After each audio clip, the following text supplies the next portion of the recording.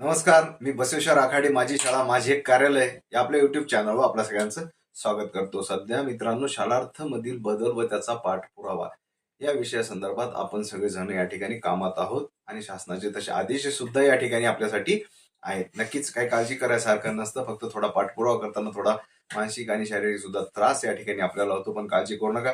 अगदी काय झालं ना, या बाबतीत बऱ्याचशा बाबी आपल्यास माहीत झाल्या तरी सुद्धा माझ्याकडे येणारे व्हॉट्सअपला येणारे प्रश्न किंवा युट्यूब चॅनलच्या कमेंट बॉक्समध्ये येणारे प्रश्न हे खूप प्रमाणात या ठिकाणी वाढले होते. त्याकरता एक संक्षिप्त स्वरूपात या व्हिडिओच्या मार्फत प्रस्ताव सादर करण्यासाठी आवश्यक जे डॉक्युमेंट्स असणार आहेत त्याची आपण माहिती या ठिकाणी बघणार आहोत. मित्रांनो, नक्कीच आतापर्यंत जर आपण चॅनलला सबस्क्राईब केलं असेल, सबस्क्राईब करा, शेअर करायला विसरू नका. आणखी एक गोष्ट आहे मित्रांनो, की माझी शाळा माझे कार्यालय हे जसं युट्यूब चॅनल आहे, याच नावाची वेबसाईट सुद्धा आपली या ठिकाणी आहे.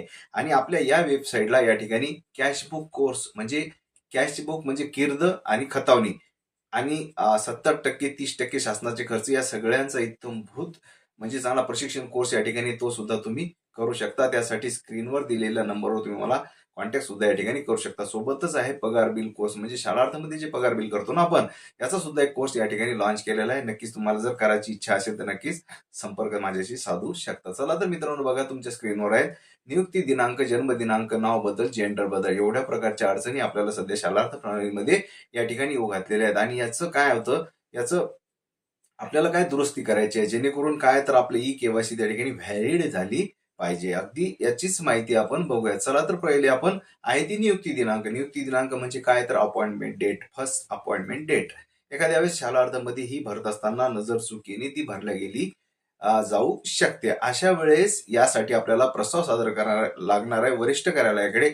आणि त्यासाठी आवश्यक डॉक्युमेंट जे असणार आहेत त्यामध्ये असणार आहे संस्था नियुक्ती आदेश, रुजू अहवाल, वैयक्तिक मान्यता ही 3 कागद महत्वाची. सोबतच एक वर कव्हरिंग लेटर की ज्यामध्ये सविस्तर खुलासा त्या ठिकाणी असला पाहिजे. असा एक बंच तयार करा. त्या ठिकाणी 2 प्रतीत हा प्रस्ताव येऊ कार्यालयाकडे सादर करा. त्यानंतर तो DYD कडे जाईल आणि नंतर मान्यतेनंतर आपल्या नियुक्ती आदेशामध्ये त्यांच्या सुविधेतून ते बदल करून देतील. जेणेकरून तदनंतर मग तुमच्या काय आधार व्हॅलिडेशन या सगळ्या ई केवायसी प्रक्रिया वगैरे या ठिकाणी पूर्ण होतील. एखाद्या नियुक्ती दिनांकाच्या चूक फार रेअर या ठिकाणी असू शकतील, परंतु जर असली तर हे डॉक्युमेंट्स आणि तो प्रस्ताव शिक्षणाधिकारी माध्यमिक यांच्या मार्फत DYD कडे सादर करावा लागणार आहे.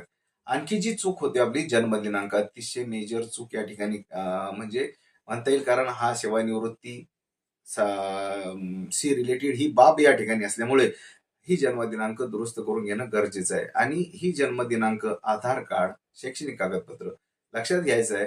कुठलाही बदल करत असताना शैक्षणिक कागदपत्राचा सुद्धा तुम्ही विचार करा, आधारचा विचार करा आणि शालार्थ प्रणाली नावातील नोंदीचा विचार करा, जेणेकरून या तिन्ही गोष्टी सारख्या आपल्या आल्या पाहिजे. तर बघा, यासाठी आवश्यक असणारी कागदपत्र आहे जन्म प्रमाणपत्र किंवा 10वीच्या तुमच्या बोर्ड सर्टिफिकेट सुद्धा असलं तरी चालेल. सोबतच काय करा, टीसीची झेरॉक्स जोडा. त्यानंतर एखाद्या वेळेस अपडेटेड आपण त्याला काय निर्गम उतारा म्हणतो तो सुद्धा जोडा. कागद संख्यात्मक जर जोडले तर प्रस्ताव वापस येत नाहीत. आणि कव्हरिंग लेटर या पद्धतीने हाही प्रस्ताव सुद्धा आपल्याला शिक्षणाधिकारी व्हाया आपलं उपसंचालक यांच्याकडे पाठवावा लागणार आहे. अगदी त्यानंतर हा बदल या ठिकाणी जन्मदिनांकाचा त्यांच्या लॉगिंग मधून होणार आहे. नावात बदल. आता यात प्रामुख्याने नावात बदलामध्ये काय झालं, आपल्या महिला भगिनी ज्या शिक्षिका आहेत यांच्या बाबतीत जास्तीत जास्त समस्या निर्माण झालेली आहे, की माहेरचं नाव आणि सासरचं नाव. माहेरच्या नावानुसार त्या नोकरीत लागलेल्या आहेत, त्यांचे डॉक्युमेंट सुद्धा त्या पद्धतीनं आहेत आणि आधार कार्ड हे जनरली त्यांचं सासरच्या नावाचं या ठिकाणी असलेलं आढळून येतं. अशा वेळेस काय तर त्याला म्हणतो आपण गॅजेट. गॅजेट काढावं लागणार आहे. ज्यांचं काढलेलं आहे त्यांचं नक्कीच सोपं जाईल त्यांना. हे गॅजेट संबंधित कर्मचाऱ्याचा अर्ज घ्यायचा आहे, संस्था ठराव, आणि ह्या गोष्टी घेऊन आपल्याला शिक्षणाधिकारी माध्यमिक यांच्याकडून नावात बदलासाठी परवानगी घ्यायला लागेल. आणि तदनंतर शालार्थ प्रणालीमध्ये यांच्या नावामध्ये बदल होईल. शालार्थ शैक्षणिक कागदपत्र जरी माहेरच्या नावानं असली तरी हा बदल त्या ठिकाणी करून घेतला म्हणजे त्यांचं आधार व्हॅलिडेशन त्या ठिकाणी केवायसी नक्कीच पूर्ण होणार आहेत. आणि इतर माणसांच्या नावामध्ये समजा कॉमन जर विचार केला तर या असा बदल करत असताना शासन राजपत्र, 10वी प्रमाणपत्र म्हणजे बोर्ड सर्टिफिकेट, आधार कार्ड, महिला कर्मचाऱ्यांच्या बाबतीत विवाह प्रमाणपत्र इत्यादी गोष्टी त्या ठिकाणी लागणार आहेत. आणि हा प्रस्ताव आपल्याला सादर करून याची रीतसर परवानगी घ्यावी लागणार आहे. बहुतेक मला वाटते शिक्षण अधिकारी माध्यमिक स्तरावर नाव बदलायची त्या ठिकाणी व्यवस्था आहे, होऊ शकते. परंतु प्रस्ताव सादर करणं एवढं मात्र त्या ठिकाणी गरजेचं आहे. आता बघूयात आपण जेंडर बद्दल. अगदी रेअर आहे. हा जेंडर बदल कुठे होऊ शकतो जास्तीत जास्त? आधार कार्डला आणि शालार्थ प्रणालीला नाही होणार एवढ्या प्रमाणात. पण आधार कार्डवर जर जेंडर बदल असला, तर अशा वेळेस तुम्हाला ते आधार अपडेट करून घ्यावं लागेल. मग त्यासाठी जन्म प्रमाणपत्र, शाळा सोडल्याचा दाखला, आधार कार्ड इत्यादी कागद लागतील. आधार अपडेशन झालं की तुम्हाला सेतूशी संबंध आला. सेतूशी संबंध आला म्हणजे जन्म प्रमाणपत्र, ओरिजिनल शाळा, टीसी वगैरे या गोष्टी लागतात. आणि त्याचा बदल इकडे घ्यायचा म्हणल्यावर आपल्याला आपल्या कार्यालयाची मान्यता लागते. त्यासाठी तुमच्या स्क्रीनवरील डॉक्युमेंट्स या ठिकाणी आपल्याला लागतात. आणि आता बघूयात आपण की या सगळ्या गोष्टीचा प्रस्ताव आपल्याला मान्य शिक्षण अधिकारी माध्यमिक यांच्या कार्यालयाकडे, तदनंतर विभागीय शिक्षण उपसंचालक यांच्याकडे हे प्रस्ताव आपले सादर होणार आहेत. काय करा, प्रस्ताव द्विप्रती त्या ठिकाणी सादर करा.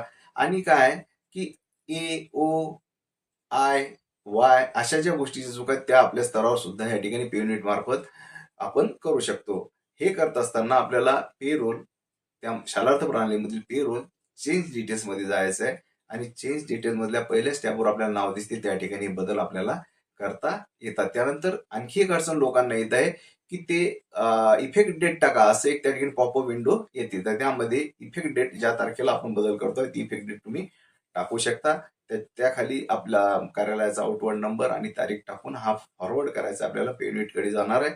तिथून त्या प्रस्तावाला मंजुरात मिळते. म्हणजे इफेक्ट डेटचा मुद्दा हा बऱ्याच म्हणजे लोकांना प्रॉब्लेम आला होता. बऱ्याच लोकांनी मला या ठिकाणी या संदर्भात विचारणा झाली आणि फोनवर एवढं सांगणं शक्य होत नाही. थोडक्यात कृती करू शकता. मित्रांनो, नक्कीच हा व्हिडिओ तुम्हाला जर आवडला असेल तर लाईक आणि शेअर करायला विसरू नका.